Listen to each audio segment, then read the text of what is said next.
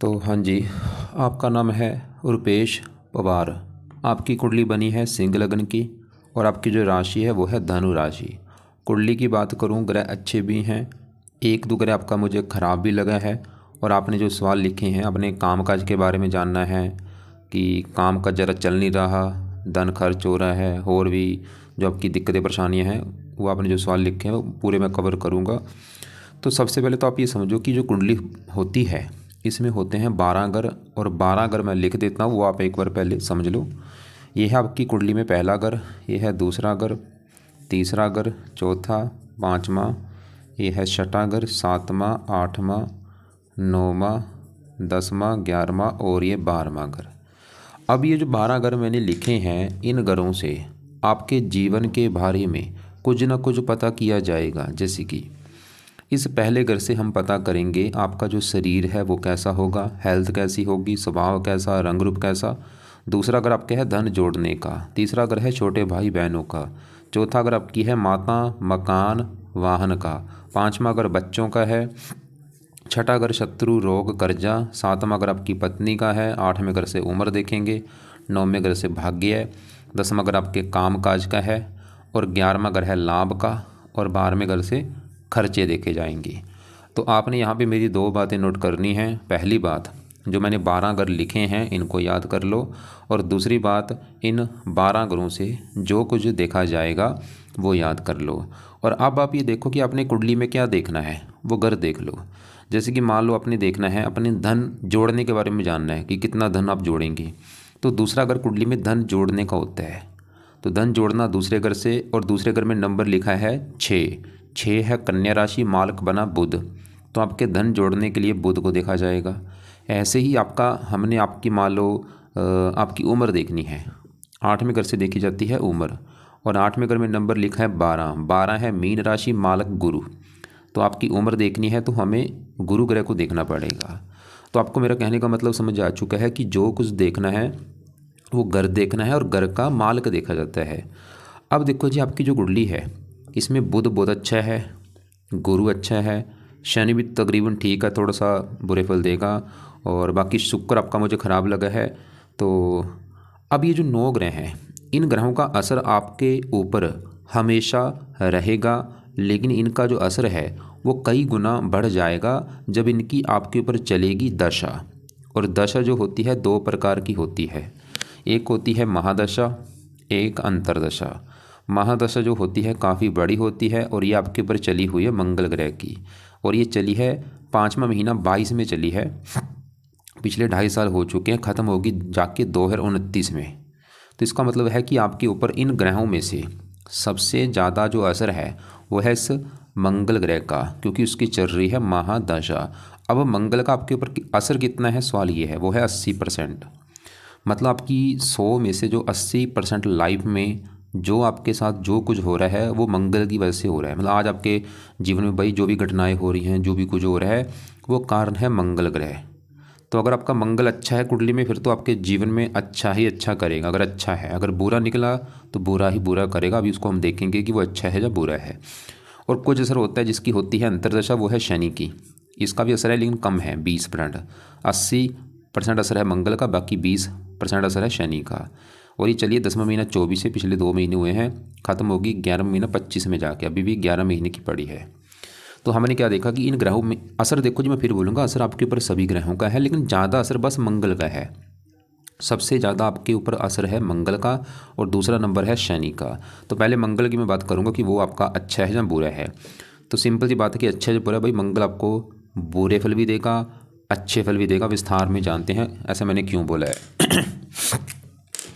मंगल आपका बैठा है यहाँ पे 11वें घर में। पहले समझो 11वां घर किसका है। 11वें घर से लाभ देखा जाता है, आमदनी देखी जाती है, बड़े भाई बहन देखे जाते हैं, इच्छा पूर्ति देखी जाती है, और भी ऐसी काफ़ी चीज़ें हैं। यहाँ से हम 11वें घर से देखते हैं। और आपको मैंने अभी क्या बोला था कि जो कुछ देखना है उस घर का मालक देखना है। अब 11वें घर में देखो नंबर लिखा है 3 है मिथुन राशि, इसका जो मालक बनता है वो है बुध। तो हमें इस बुध को देख के डिसाइड होगा आपके 11वें घर के बारे में। लाभ, आमदनी, इच्छा पूर्ति, बड़े भाई बहन, बुध को देखना पड़ेगा, क्योंकि बुध है 11वें घर का मालक। और बुध के अलावा 11वें घर में राहु भी आके बैठा है, देखो मंगल भी बैठा है, सूर्य भी, 3 ग्रह बैठे हैं, तीनों को भी देखना पड़ेगा। तो तीनों में सबसे पहले हम यहाँ पे मंगल की बात करेंगे। एक यहाँ पे मेरी बात और नोट कर लो, ये जो ग्रह होते हैं ये अच्छे बुरे फल क्यों देते हैं, सवाल ये है। अगर ये अपने घर में बैठे, इनका अपना घर होता है, अपने घर में बैठ के ये बहुत अच्छे फल देते हैं। दोस्त के घर में बैठे हैं वहाँ पे भी अच्छे फल देते हैं, उच्च के बैठे हैं वहाँ पे भी अच्छे फल देते हैं। लेकिन अगर ये नीच के बैठे हैं या दुश्मन के घर में बैठे हैं, अच्छे फल नहीं देते। अब आपका मंगल जो बैठा है वो 11वें घर में बैठा है, और घर किसका है, मैंने ये बोला था, ये जो 3 लिखा बुध का घर है। और मंगल जो है ये बुध को अपना मानता है दुश्मन। मतलब मंगल आपको मैंने बोला था आपको बुरे फल भी जरूर देगा, अच्छे फल भी देगा। बुरे फल देने का कारण है कि मंगल जहाँ बैठा है 11वें घर में, वो दुश्मन का घर है, बुध को अपना दुश्मन मानता है। और दूसरी बात है कि मंगल के साथ देखो कौन बैठा है, राहु बैठा है। ये दोनों आपस में दुश्मन है, मंगल राहु। यहाँ पे एक दोष बने जिसे कहते हैं अंगारक दोष। मतलब मंगल राहु के साथ बैठ के राहु से पीड़ित हो चुका है। मंगल को अगर खराब, देखो मंगल खराब होने का सीधी सी बात है कि खराब ज़्यादा हुआ क्यों है, क्योंकि इसके साथ राहु आके बैठा है। राहु मंगल को खराब कर देगा, दोनों आपस में दुश्मन है। और मंगल आपका अस्त भी बैठा है, मृत अवस्था में बैठा है। तो ये 2-3 कारण है। एक तो दुश्मन का ग्रह है, राहु के साथ बैठ के दोष बना है अंगारक दोष, और अस्त बैठा है। अब मंगल आपको क्या दिक्कतें देगा, मंगल इस कुंडली में 2 ग्रहों का है मालक, उन ग्रहों को लेके आपको दिक्कतें परेशानियां आएंगी। और वो 2 मंगल के घर कौन से हैं, एक तो मंगल का घर है ये 9वां घर। 9वें घर से देखा जाता है भाग्य। आपका अगर भाग्य देखना है 9वां घर, और आपको क्या बोला था घर का मालक देखो, तो 9वें घर में नंबर देखो क्या लिखा है, 1 है मेष राशि, इसका मालक है मंगल। तो अगर आपका भाग्य देखना है 9वें घर के मालक मंगल को देखना पड़ेगा। और आपको मैंने बता ही दिया वो आपका अस्त भी है, शत्रु राशि में है, राहु के साथ बैठा है। तो भाग्य संबंधी दिक्कतें आएंगी मंगल की वजह से। मतलब भाग्य पूरी तरह से साथ नहीं देगा। मैं ऐसा नहीं बोलूँगा कि बिल्कुल भाग्य साथ नहीं देगा, मतलब फिर भी जितना देना चाहिए उतना देगा नहीं आपका मंगल भाग्य साथ।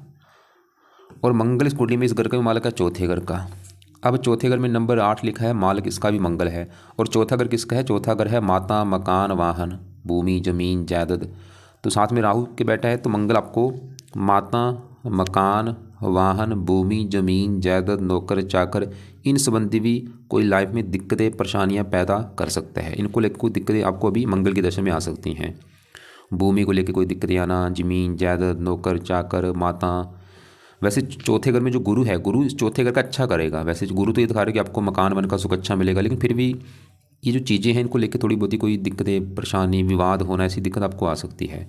और ये जहाँ बैठा मंगल 11वें घर में लाभ का घर है, आपके मतलब काम काज में आपको प्रॉपर लाभ नहीं होगा, प्रॉफिट नहीं होने देगा, बेनिफिट नहीं होगा, काम काज मतलब आपका जरा चलेगा नहीं।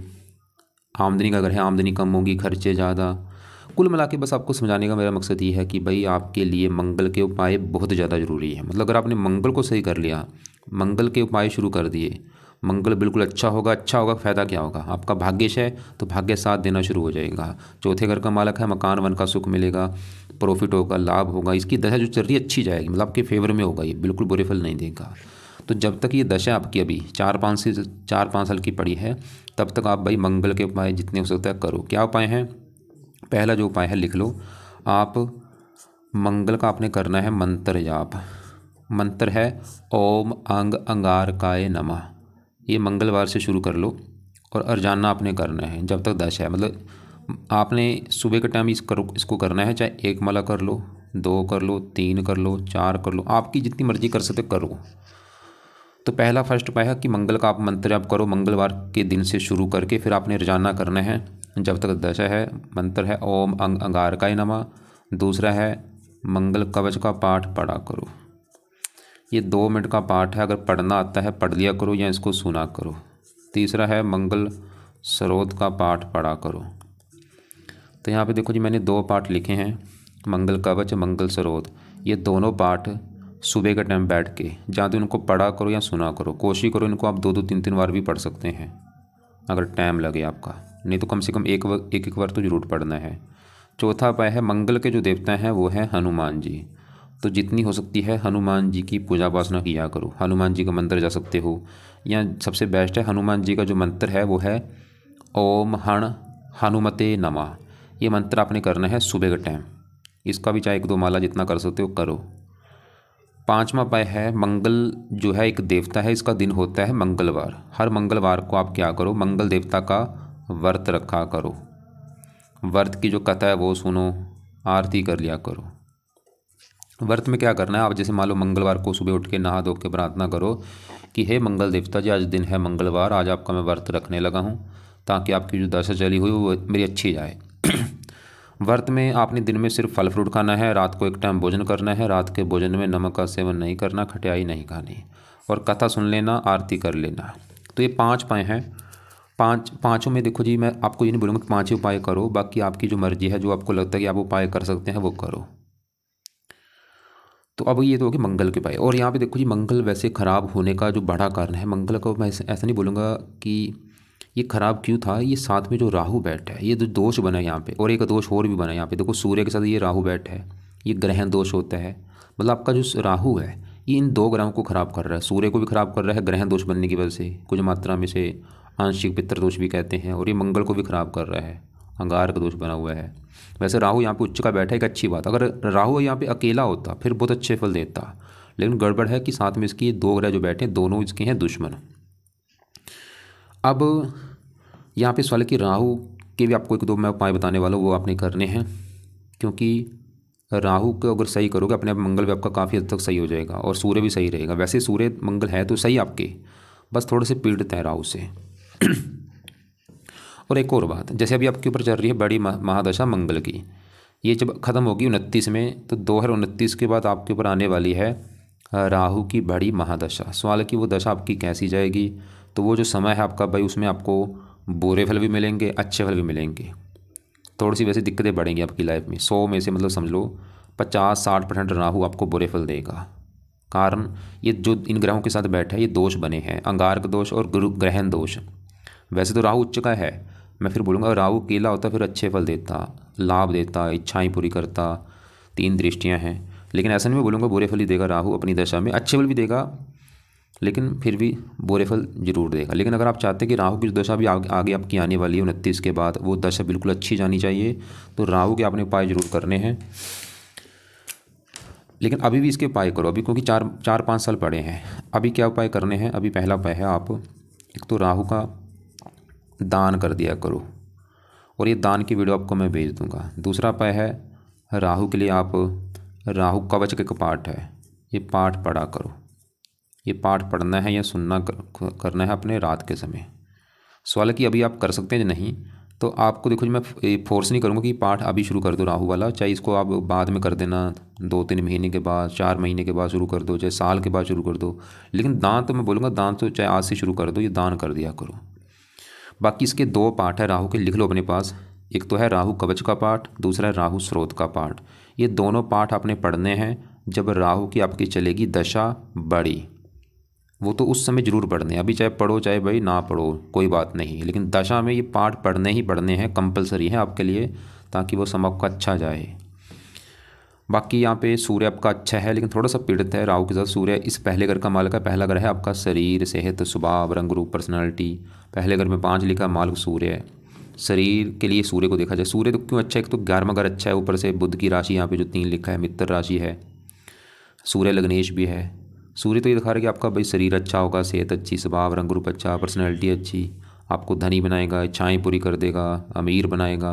वैसे सूर्य मंगल आपको धनी बनाएंगे। मंगल तो ये दिखा रहे थे कि धन देंगे आपको लाइफ में, बस थोड़ा सा मतलब व्यापार में दिक्कतें आती रहेंगी इस राहु की वजह से। राहु इनको थोड़ा सा ख़राब कर रहा है, इसलिए हो सके तो आज भी आप मतलब अगर कोशिश करो ये राहु कवच का एक पाठ जरूर पढ़ लिया करो, टाइम अगर लगे रात को ये पाठ पढ़ना है, सुनना है। बाकी देखो जी आगे बढ़ते हैं। आपका शुक्र, हाँ ये मुझे ख़राब लगा है, आपके काम काज में दिक्कतें आने का कारण ये शुक्र भी है, अभी आपको बताऊंगा क्यों। ये जो 10वां घर है, देखो जी 11वां घर तो है लाभ का घर, जो भी मैंने बोला 11वें घर से आपका मतलब जो काम काज, आप मतलब काम कर रहे हैं, कपड़ों का काम कर रहे हैं, उसमें आपको लाभ होगा जो नहीं, वो 11वां घर है। अब काम काज जो कर रहे हैं वो 10वां घर है, तो काम काज कैसा होगा, कौन सा काम काज करेंगे, 10वां घर है। 10वां घर पिता का भी होता है, सरकार भी यहाँ से देखी जाती है, और मान प्रतिष्ठा। और फार्मूला है घर का मालक, देखो तो 10वें घर में नंबर क्या लिखा है, 2 नंबर, 2 है वृष राशि, मालक है शुक्र। तो हमें 10वें घर के मालक शुक्र को देखना पड़ेगा आपके काम काज, पिता, सरकार और मान प्रतिष्ठा के लिए। और शुक्र कहाँ बैठा है, 12वें घर में, खराब घर में। ये 12वां घर खर्चे का घर है, हानि, दान, दंड, हॉस्पिटल, पागलखाना, विदेश यात्रा। और 12वें घर में 4 लिखा, चंद्रमा घर में बैठा ऊपर से, शत्रु राशि है। मतलब चंद्र शुक्र आपका ज़्यादा आपको खराब फल देगा, थोड़े से अच्छे फल देगा, लेकिन ज़्यादा खराब फल, क्योंकि घर खराब है। 12वां घर खर्च का घर है, हानि। तो काम 10वें घर का माल शुक्र है, 10वां घर काम काज चलेगा, खर्चा, काम काज के ऊपर खर्चा होगा, काम काज की हानि होगी, शुक्र ही दिखा रहा है।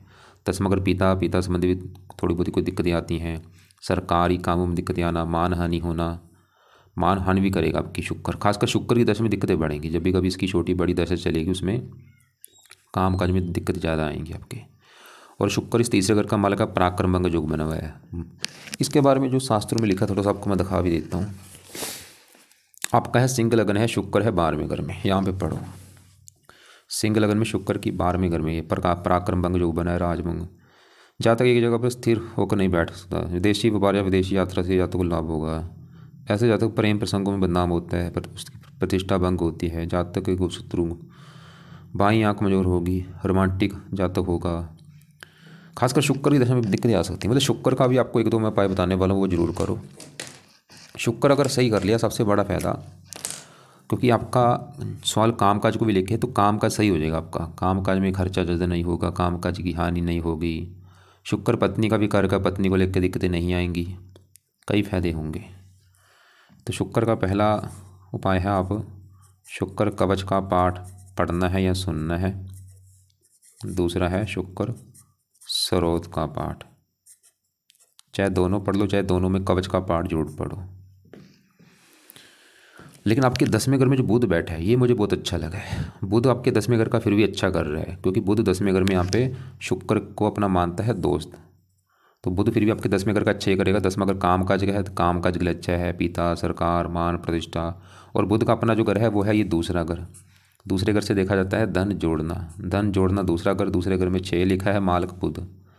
धन बुध फिर भी आपको धन देता रहेगा लाइफ में। और अभी बुध की छोटी दशा चलेगी 11 महीना 25 के बाद, क्योंकि इन ग्रहों का असर जो है बड़ दशा में बढ़ जाता है। जैसे अभी छोटी दशा शनि की है, शनि के बाद चलेगी बुध की दशा, वो समय आपका फिर भी अच्छा होगा। उस समय आपका काम काज अच्छा चलेगा, पिता, सरकार, मान प्रतिष्ठा, धन बढ़ेगा। और बुध 11वें घर का भी मालक, लाभ बढ़ेगा, इच्छाएं पूरी होंगी, इनकम बढ़ेगी, पारिवारिक सुख अच्छा, वाणी अच्छी होगी। आज भी अच्छे फल हैं, लेकिन दशा में ही चीज़ें बढ़ जाती हैं। बाकी आपके मैं गुरु की बात करूँ, ये भी बहुत अच्छा है। गुरु इस कुंडली में है, इस घर बैठा कहाँ पे है, चौथे घर में। पहले समझो चौथा घर किसका है। चौथा घर आपको मैंने बोला था आपकी माता, मकान, वाहन का घर है। और चौथे घर में 8 लिखा है, मालक हमने मंगल देखा था। और वो थोड़ा सा मैंने बोला था राहु के साथ बैठ के चौथे घर को थोड़ा सा हल्का सा खराब करेगा। अब चौथे घर में गुरु को भी देखना पड़ेगा, और गुरु चौथे घर में बैठा है मंगल घर में, और मंगल को अपना मानता है दोस्त। तो गुरु इस घर का करेगा अच्छा, मतलब आपको माता, मकान, वाहन का सुख अच्छा दिखा रहा है गुरु, कि आपके पास अच्छा घर होगा, गाड़ी, मकान, वाहन। और गुरु का अपना इस कुंडली में घर है ये 8वां घर। 8वें घर से देखा जाता है उम्र। 8वें घर में 12 लिखा मालक गुरु, 5वीं दृष्टि से अपने घर को देख भी रहा है। गुरु आपकी उम्र भी लंबी कर देगा, पारिवारिक संपत्ति भी आपको विरासत में मिलेगी, गुरु ही दिखा रहा है। गुरु की दशा बहुत अच्छी जाएगी। 7वीं दृष्टि पड़ रही है 10वें घर के ऊपर, काम काज के लिए अच्छा है। और गुरु इस कुंडली में इस घर का मालक है 5वें घर का भी। 5वां घर है संतान का घर। अगर आपकी हमने संतान देखनी है, 5वां घर और फार्मूला है घर का मालक, देखो 5वें घर में नंबर 9 लिखा है, मालक इसका है गुरु। संतान के लिए देखा जाएगा गुरु को। और गुरु जाके बैठा चौथे घर में, सुख, संतान सुख, संतान आपको सुख देने वाली होगी। लेकिन आपकी संतान के लिए 5वें घर में देखो केतु और चंद्रमा बैठे हैं, इन दोनों को भी देखना पड़ेगा। और ये दोनों थोड़ा सा 5वें घर को भाई खराब करेंगे। संतान घर में बैठे क्यों खराब करेंगे, क्योंकि यहाँ पे दोष भी बना है, ग्रहण दोष। यहाँ पे देखो जी सूर्य राहु की वजह से बना है सूर्य ग्रहण दोष, केतु चंद्रमा की वजह से बना है चंद्र ग्रहण दोष। और ये संतान घर में बैठे, और चंद्रमा है इस घर का मालक 12वें घर का, जहाँ पे 4 लिखा है, कर्क राशि मालक चंद्रमा। 12वां घर खर्च का है, हानि, मतलब खर्चा चलेगा संतान घर के ऊपर, हानि संतान। और के साथ में केतु है, मतलब चंद्रमा आपकी संतान की हानि करेगा, या संतान के ऊपर आपका खर्चा ज़्यादा होगा। एक तो आपकी दोनों क्या करेंगे, आपकी जो एक तो आपकी पत्नी का बार बार गर्भपात होने का योग मुझे दिख रहा है, कि उसका 1-2 बार गर्भपात हो सकता है आपकी पत्नी का। दूसरी दिक्कत आपकी संतान ऑपरेशन के द्वारा हो सकती है। तीसरी दिक्कत आपके लड़कियां ज़्यादा पैदा हो सकती हैं, और कम से कम एक जो लड़की है उसको कोई कष्ट होगा, उसको दिक्कत आएगी लड़की को, ये भी दिख रहा है यहाँ पे। लड़की के ऊपर खर्चा ज़्यादा होना, उसका बीमार होना, ये केतु चंद्रमा की वजह से दिक्कतें आएंगी। क्योंकि आपने मुझे सवाल नहीं लिखा ऐसा कोई, तो अगर आपका सवाल है कि हाँ भाई ऐसी दिक्कत आ रही है, गर्भपात होना या लड़कियाँ ज़्यादा हैं, तो ये 2 ग्रह जिम्मेदार हैं, केतु चंद्रमा। तो इनके आप उपाय क्या कर सकते हैं। चंद्रमा के लिए आप चंद्रमा का दान कर दिया करो, वैसे भी दान कर ही दिया करो। चंद्रमा का दान सोमवार को कर दिया करो। सफ़ेद रंग की वस्तुओं का दान होता है, ये दान की वीडियो आपको मैं भेज दूंगा, अब ये कर दिया करो। और केतु का दान कुत्तों को रोटी डाल दिया करो। वैसे और भी इनके पाठ पूजा हैं। हाँ, अगर मैं फिर बोलूँ, क्योंकि यहाँ पे देखो जी सवाल के हिसाब से उपाय होता है। अगर आप मुझे बोलें कि भाई मेरी दिक्कत है संतान को लेके, फिर आपको मैं इनके पाठ पूजा बोलता, लेकिन आपने सवाल ऐसा नहीं लिखा तो इसके उपाय आप रहने दो। फिलहाल इनके दान कर दिया करो। दान जैसे चंद्रमा का दान सोमवार को, और केतु का दान है कुत्तों को रोटी। और वैसे भी जो केतु के देवता हैं गणेश जी हैं, आप जैसे लिख रखा था आपने कि आप गणेश जी की पूजा उपासना करते हैं, बहुत अच्छी बात है। उससे भी केतु आपको बुरे फल नहीं देगा। तो हमने आपका देखो जी गुरु देखा वो अच्छा है, बुध देखा वो अच्छा है, केतु चंद्रमा ऐसा नहीं, यहाँ पे ये नहीं मैं बोलूँगा कि केतु चंद्रमा आपको बुरे फल ही देंगे। बस बुरे फल संतान के रिगार्डिंग देंगे, कुछ अच्छे फल भी देंगे आपको। जैसे हमने बोला था आप तंत्र मंत्र के जानकार हैं, ये कारण केतु चंद्रमा भी है। केतु तंत्र मंत्र का कारक होता है।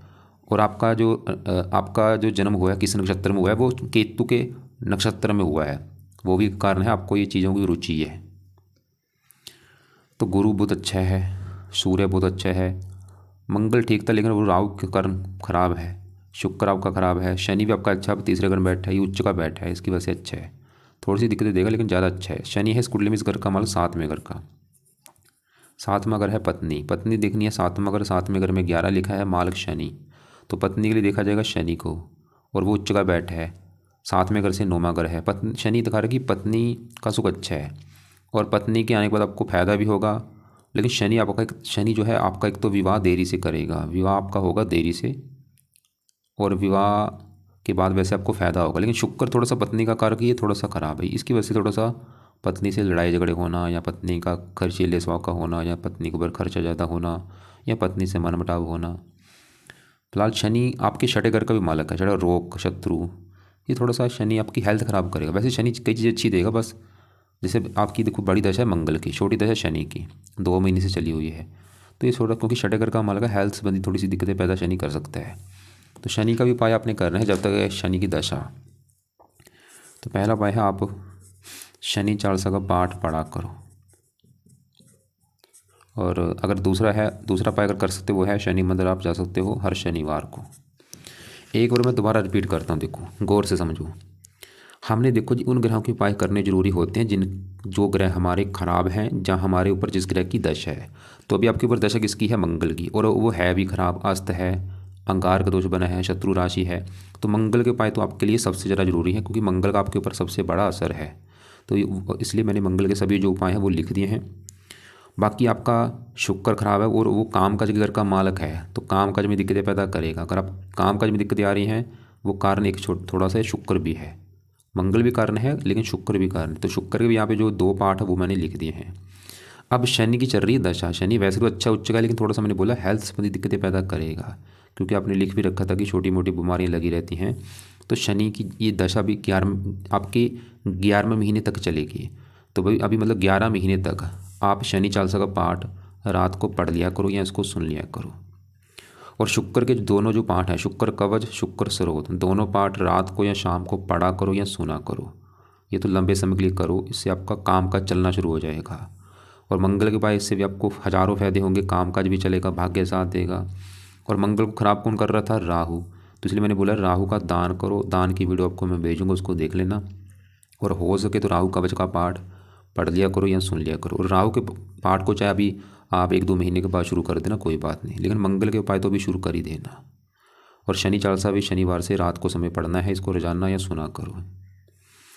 इसके अलावा बाकी गुरु के उपाय नहीं करने, बुध के रहने दो, सूर्य के रहने दो, और केतु चंद्रमा के उपाय हाँ अगर संतान संबंधी कोई दिक्कत है फिर ये पाठ पढ़ने हैं, नहीं तो रहने दो। इसके अलावा आगे आपकी बड़ी दशा चलेगी राहु की, तो वो समय में आपको दिक्कतें भी आएंगी, कुछ अच्छे फल भी होंगे, बाकी थोड़ी सी दिक्कतें बढ़ेंगी। हाँ अगर राहु के उपाय ज़्यादा करोगे फिर दिक्कतें नहीं आएंगी। एक बार आपके दोबारा मैं सवाल देख लेता हूँ। आपने मुझे बोला है